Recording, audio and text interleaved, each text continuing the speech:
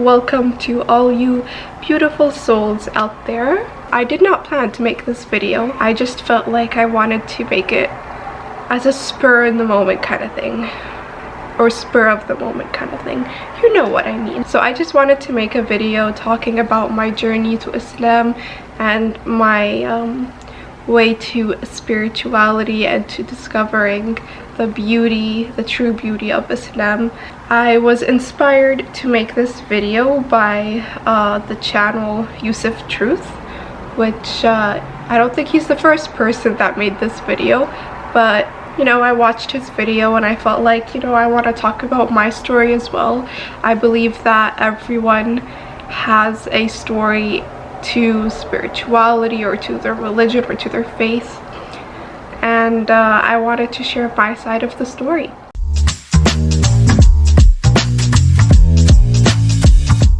Okay, well, this is not gonna be a convert story, but nonetheless it's still gonna be an amazing story to me and a valuable story to me, and hopefully it'll provide some value to anyone who is watching this. And I wanted to make this video just because I really want this channel to be more authentic.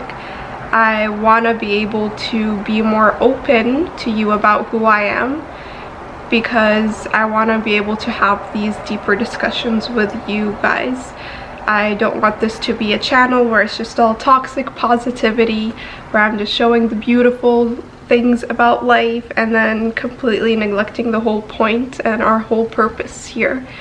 So I really wanted to incorporate more religious videos and religious things in my videos, really, because it's a huge part of me, and it's a huge part of my life and who I am, and it seems silly if I would hide that part of me with you, especially because of how important it is in today's day and age, especially, really.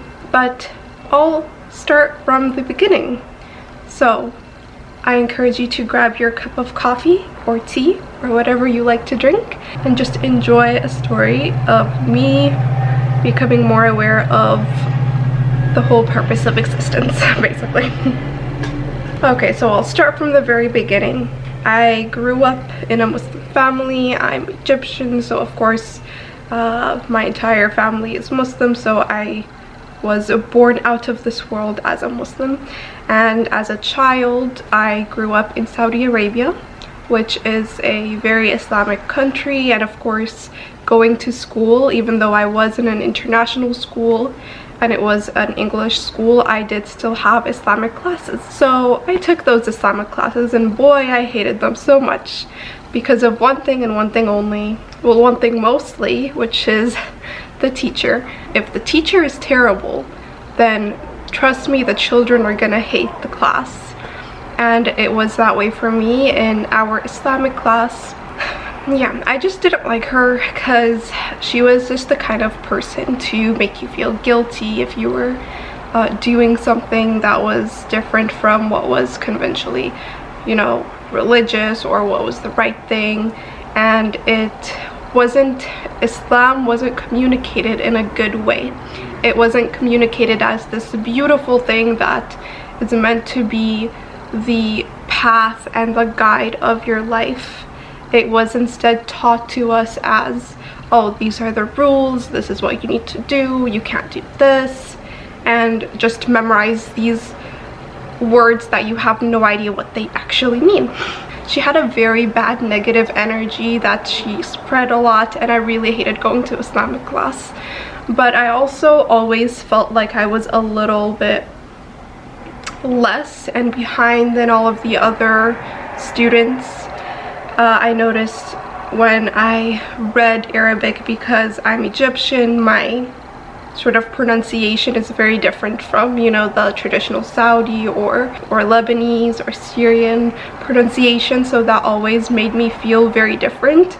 And it's very weird because I was the only Egyptian in my class, so I was always afraid, like, this sounds weird, but I was always afraid to talk Arabic because my Arabic was so different, and I guess a part of me was just really afraid that people would make fun of me about that, which I know is very silly, but you know, in the mind of a 10-year-old or a 12-year-old, that's what was going on. I always felt like I had a connection to my Islam, but I never felt it in a spiritual way. It was kind of just something like your parents tell you, you need to pray, you pray. You need to fast, you fast. And it's kind of just like, oh, I'm just following the people that are superior to me because that's what's taught and that's what I need to do. But it was never taught in a way where that shows the true beauty of what Islam is and what Allah can be to you. And I think that definitely is a big reason today to why so many people, so many teenagers, so many adolescents, they feel so disconnected from spirituality, from religion. It's because we're taught it in a way that encourages more of a toxic culture than a positive one. It's taught us something that if you're not doing this, then you are judged as bad, and if you're doing this, then you are judged as good. And you get into this programming where you think, well, religion is all about judgment, and I don't want to judge, just like I don't want to be judged, so I'm not gonna, you know, follow any religion. And I feel like that's a very common theme that we see today. But yeah, I guess fast forward a little while, we moved to Canada after or during my beginning high school years, and that was a very tough time, just because transitioning from a world to a completely different world was very sort of isolating.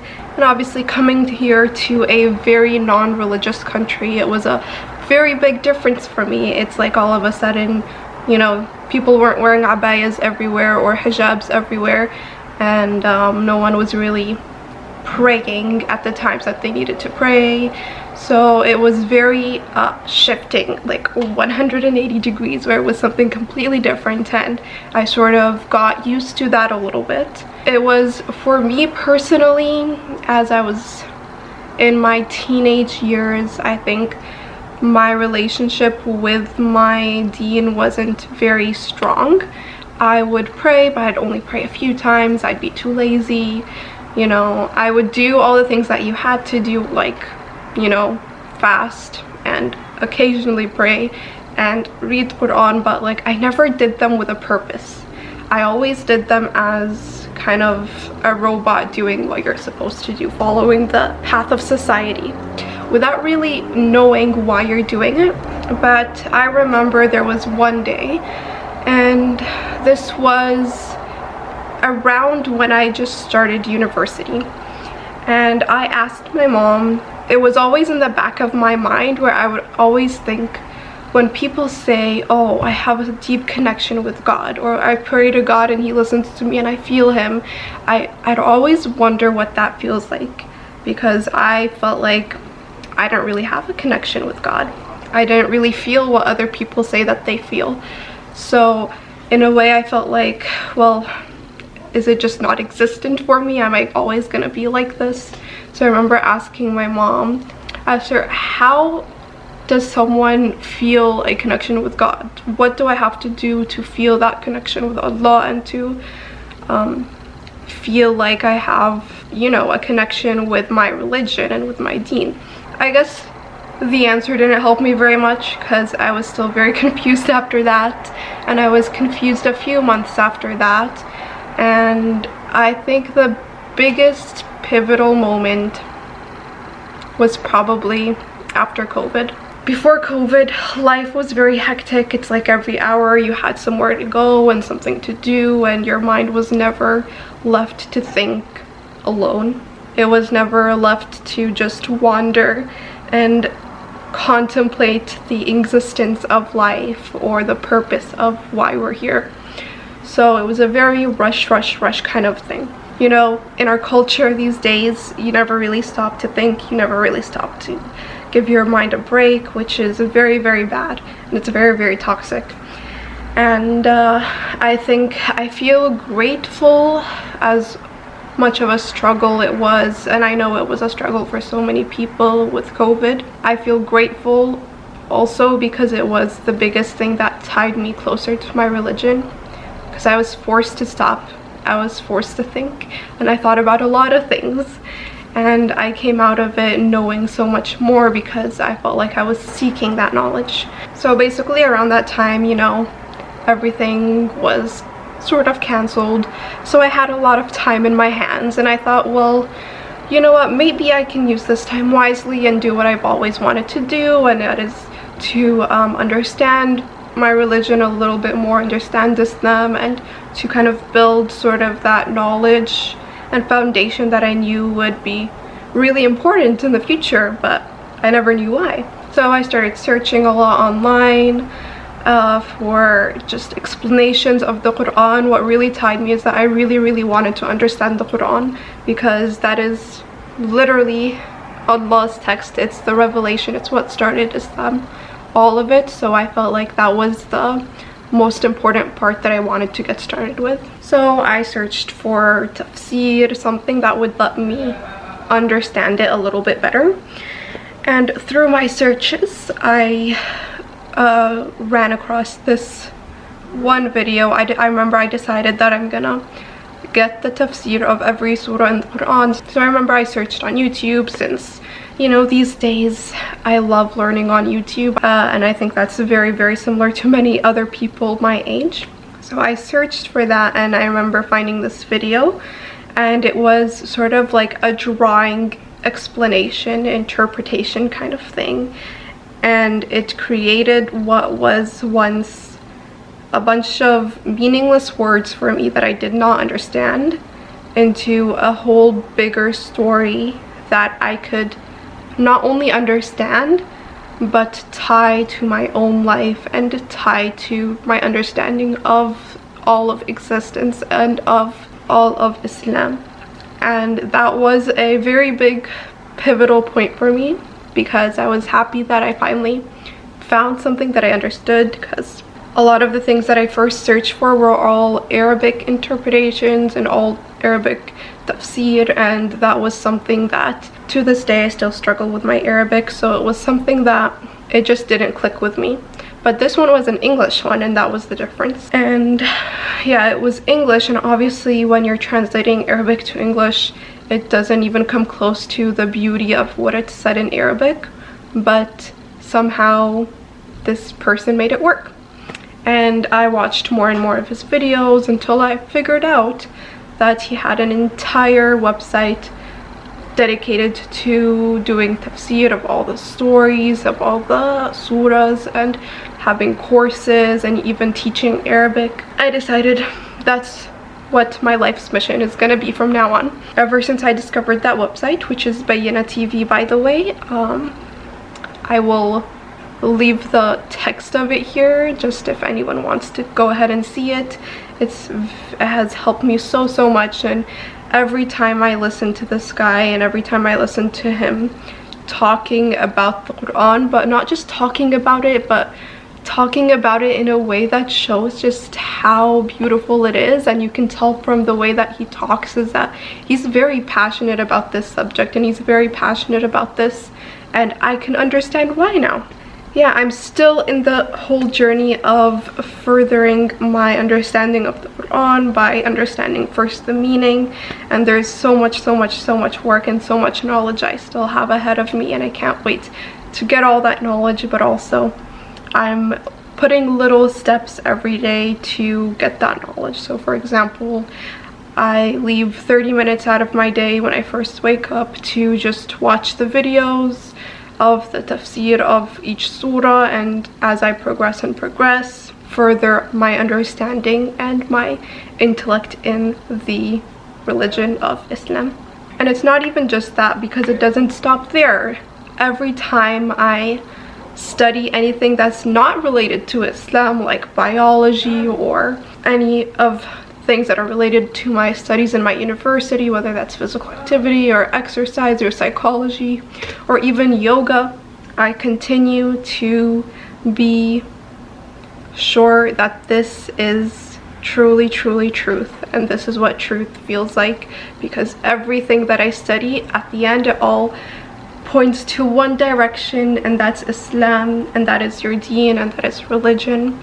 And through that I can feel the deepening of my connection with my deen, and I am happy because I'm in a place where now I'm not just praying, but I'm praying with intention. I'm praying while I'm crying. I'm praying with effort and with passion. And of course, not all of my prayers are like that, but especially when, you know, I don't feel good, or I'm having a bad day, or I'm in a bad situation, those are always the best prayers, because that's when you really pray with heart.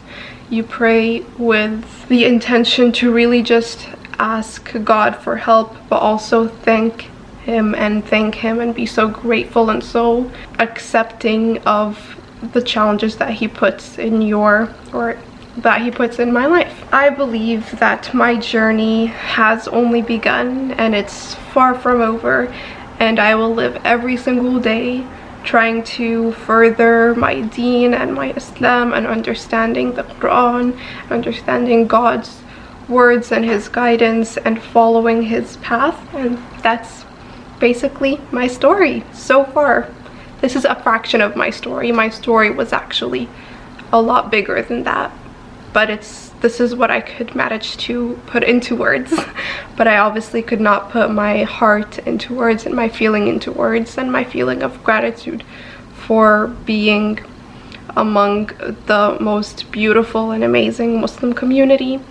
And yeah, I hope you like this video, and I also hope it provided some sort of help for you if you are that person who is in the place where you want to feel a bigger spiritual connection to your religion and to your faith. I understand where you're at, and I also understand what you're feeling, and hopefully this video helped you. If I could say one thing, it's just that search for knowledge, because if you search, you will find, and if you don't find, then you're not searching hard enough.